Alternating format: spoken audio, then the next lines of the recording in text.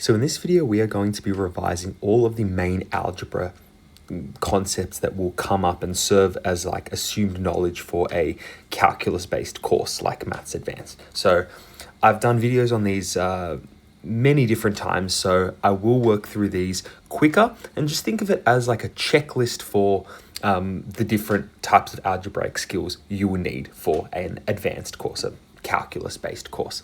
Now, passing through here, we just have regular arithmetic with pronumerals, so just adding and subtracting like terms. So with this first one, 7a plus 15 minus 2a minus 20. So we collect the like terms, 7a minus 2a gives us 5a, and then 15 minus 20 gives us minus 5. For the next one, our like terms are x squared. So we have x squared plus 3x squared gives us 4x squared. 2x minus 4x gives us minus 2x. And then minus 3 is on its own. Nothing can be done with this one. Moving on, we're multiplying and dividing algebraic terms now. So here, 3y times minus 6y. We multiply the regular numbers, and then y times y becomes y squared. Next one, we're going to do the same thing. So 4 times 7 gives us 28, times which is times a times b squared, then times c. Now last one we divide these separately like we do in the previous examples. So 10 divided by 5 gives us 2. X squared doesn't divide with anything, and the two y's cancel out, leaving us with 2x squared. Now revising over some index laws, the index law for multiplication. When we have this one, we multiply our regular numbers like we would. So this gives us 12. And when we have the same base, we add the powers when they're multiplying. So this will give us 12x to the power of 7. Next one, when we divide the numbers like we normally would. And when we're dividing same bases, we subtract the powers. So x to the power of 7 minus 5 gives us 2. And then y cubed divided by y cubed. This will just give us y to the power of 0, which will just cancel out and give us 1. So we're left with this one over here. Now, when we have the power of a power and a product in these brackets, this power will get applied to both. So 3 to the power of 3 gives us 27. And when we take the power of a power, we multiply the two powers. So 4 times 3 gives us 12.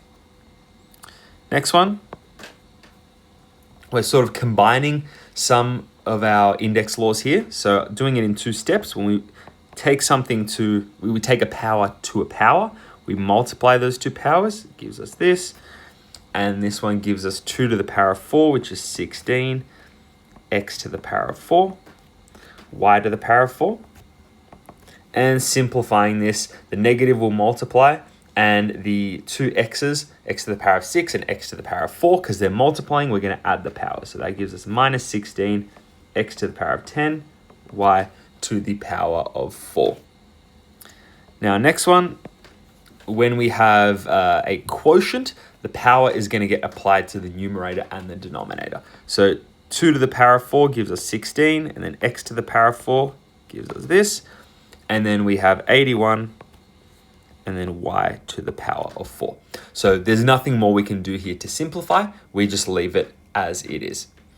Now, the next part of our kind of prerequisite knowledge of algebra is expanding the brackets. So when we have a term out the front and these two brackets, whether they're adding or subtracting, the outside term is going to multiply by both of the inside terms.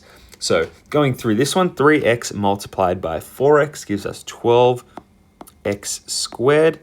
And then 3x multiplied by minus 7 gives us minus 21x. This one will require a couple more steps, but we're just expanding brackets for this one here and then for this one over here as well.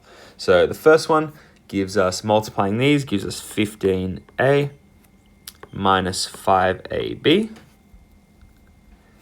minus 3b. 3b times 1 just gives us 3b. And then we have two negatives multiplying, so this becomes a positive, plus 15ab. Once we have this, we can simplify and by adding our like terms. So minus 5ab plus 15ab gives us 10ab. So this gives us 15a plus 10ab. minus 3b. Now, when we have a binomial expansion like the one we see here, we treat it in the same way that we've done up here, but each of these terms will multiply. So the first one, x times x gives us x squared, x times negative 5 gives us minus 5x, 3 multiplied by x gives us positive 3x, and then minus 15. Now these middle two terms can get simplified, so we get x squared minus 2x minus 15. Same thing with this next one. There's just a little bit more work we have to do, but this is going to give us 27 plus 9x plus 3x squared plus 9x plus 3x squared plus x cubed. So adding some of our like terms together, we can see like terms in the x and the x squared. So this gives us 27 plus 9x gives us 18x. 3x squared plus 3x squared gives us 6x squared plus x cubed.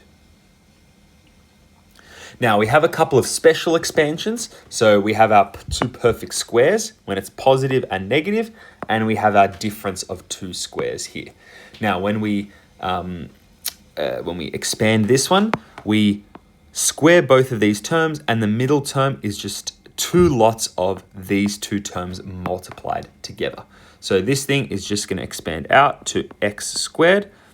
Multiplying these two gives us 4x times by 2 gives us 8x, and then plus 16. Next one, we have s squared, and then s multiplied by 3t gives us 3st, multiplied by 2 gives us 6st. Because this sign is negative, when this gets expanded, that will be negative as well, 6st.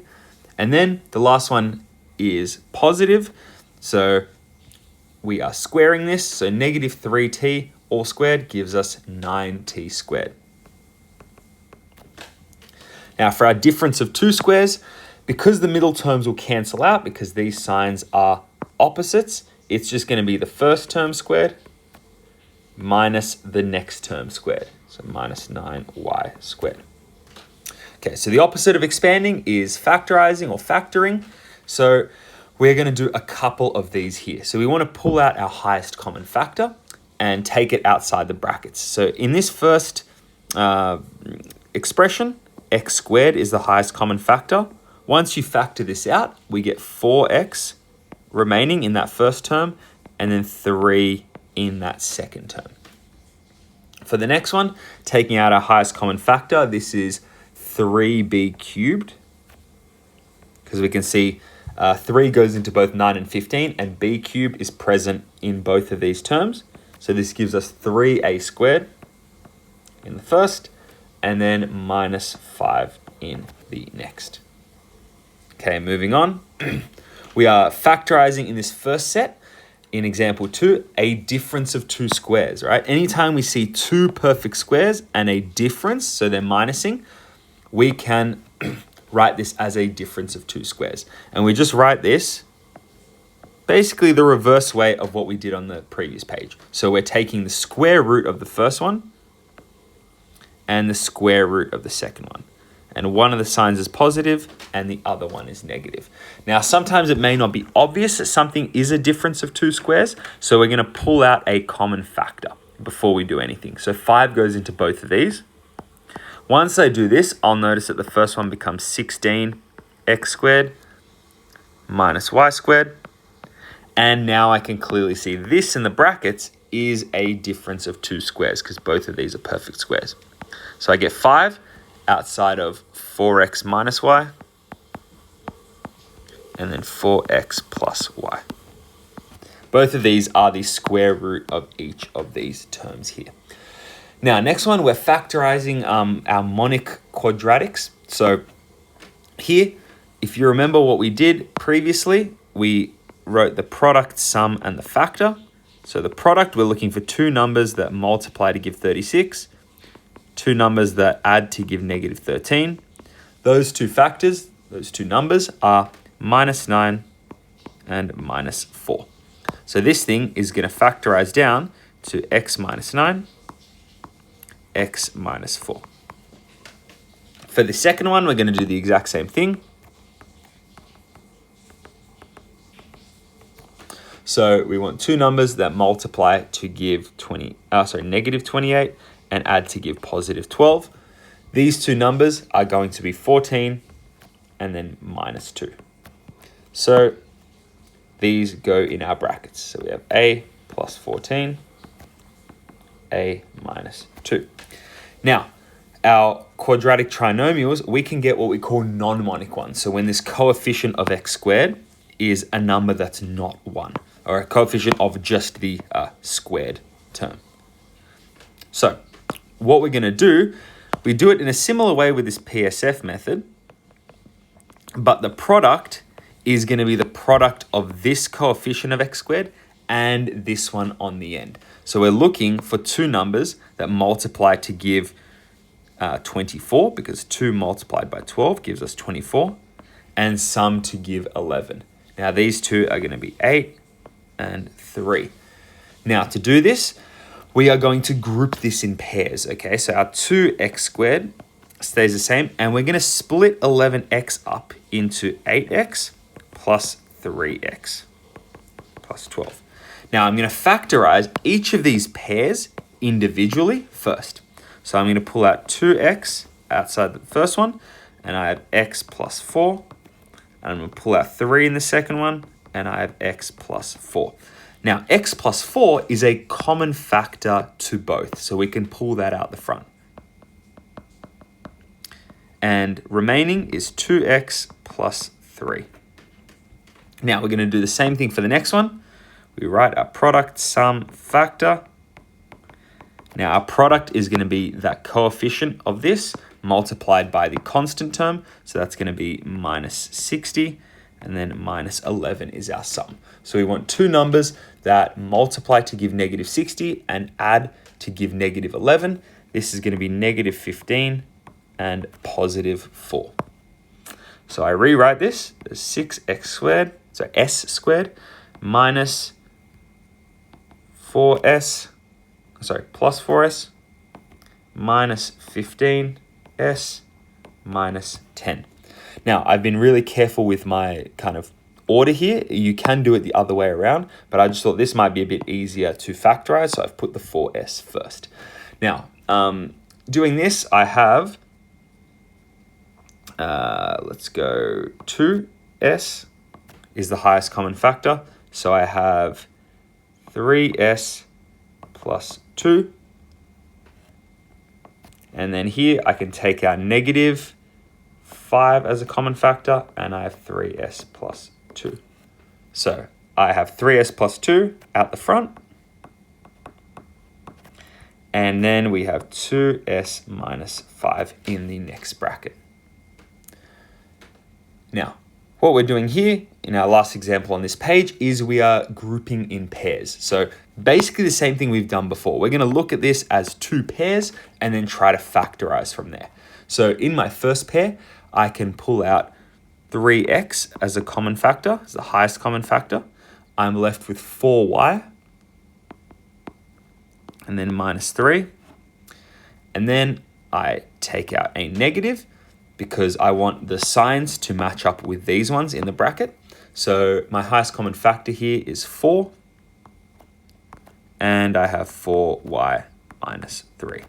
So I pull out 4y minus 3 as a common factor. And I have 3x minus 4 in my next bracket. Okay, same thing here. Before I do anything, I can't really group this in pairs. I can't do it in the same way I've normally done. But what I will notice here is that this is it's a difference of two squares.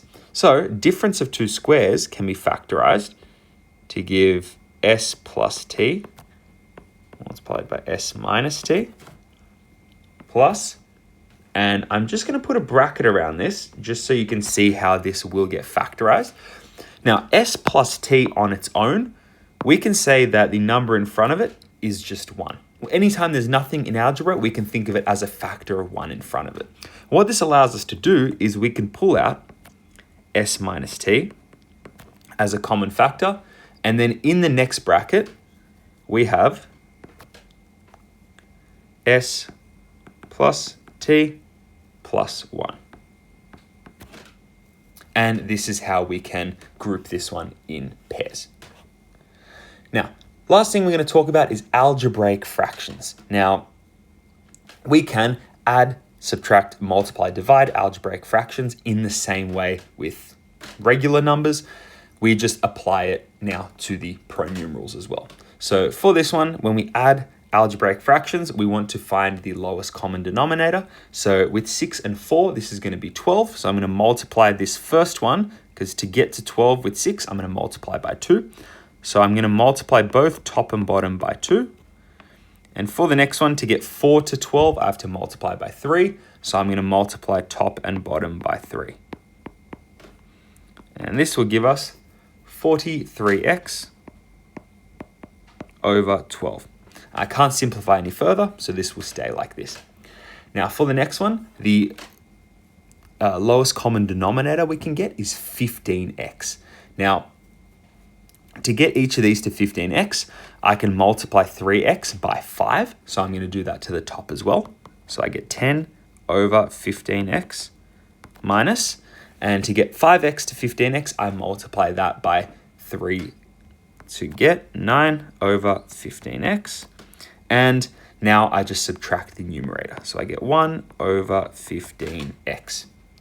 Now the last one is a little bit trickier, but we can find the lowest common denominator just being a product of these two terms. So in my first one, I'm going to multiply top and bottom by x to get x over x multiplied by x minus 4. And then I'm going to subtract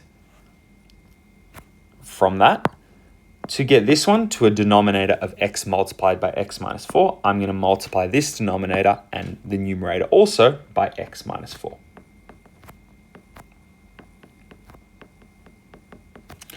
Now that I have this, I can simplify the top. Now here I have x minus. Now just to be careful, I'm going to put brackets around this one on the top here. The reason I'm doing that is because it's very easy to forget this double negative here. But when I really make it obvious by drawing in a bracket, it makes it easier to work with. Now here, x minus x, that'll just cancel out. And minus minus 4 gives us positive 4 over x outside of x minus 4. And now we have simplified. Now with multiplying our algebraic fractions, we can try to factorize first and then cancel out where possible. So I'm going to rewrite this in factorized form. So I have 2a and I have a difference of 2 squares on the bottom. So I have a plus 3, a minus 3. And we want to always simplify first when we can. So a minus 3 over 5a. Now, I notice I have a minus 3 down here, which is going to cancel with the top, and I have a factor of a here and here, which is going to cancel out. So I'm going to get left with 2 over 5 times a plus 3. Now, you can expand the bottom if you want, but there's really no need. Now, with this one, I'm going to try to factorize first where I can. Factorizing first allows us to identify what can get cancelled where. So on the bottom, we have a monic quadratic, 2 numbers that multiply to give 1 and add to give 2. That's just going to be 1 and 1. So I get x plus 1 multiplied by x plus 1, or I can write this as x plus 1 squared. Now, remember, when we divide, that's the same as multiplying by the reciprocal. So I'm going to rewrite this as 12x over x plus 1 multiplied by x plus 1 squared over 6x. Now I have a factor of x plus 1 down here and here. The x cancels out with this one, and 12 cancels out with 6. That becomes 1, and this becomes 2. So I have 2 outside of x plus 1 over 1. So I can just write this as 2 outside of x plus 1. Now, one last one we're going to look at is simplifying compound fractions. Now, to do this, we're going to find the lowest common multiple of the denominators on the top and bottom. So here, and we're going to multiply the top and bottom by the lowest common multiple. Now, what this is going to do, I'm trying to find the lowest common multiple of each of these up here and the ones down here. This is just going to tidy up our compound fraction. Now, what I'm going to do to both of these is I'm going to multiply the top by 12 and then the bottom by 12 as well. So what I'm going to get is on the top, my half multiplying by 12 gives me 6. My third multiplying by 12 gives me 4. I can't forget the negative. And on the bottom, quarter multiplied by 12 gives 3, plus a sixth gives me 2. So here I get 2 over 5, and I've effectively simplified this compound fraction. The same works for these algebraic terms. I'm going to multiply top and bottom here by t. What that's going to do is it's going to tidy up each of these. Now, 1 over t multiplied by t just gives me 1. 1 multiplied by t gives me t. And on the bottom, this gives me 1 again, minus t. But this gives a nice bit of revision for all of the prerequisite algebra knowledge for a calculus-based course. So if any of these things are giving you problems, good thing to go over, because this is going to be like a second language when you get to some of the harder calculus concepts. But that brings us to the end of the video. Thank you so much for watching, and I'll see you next time.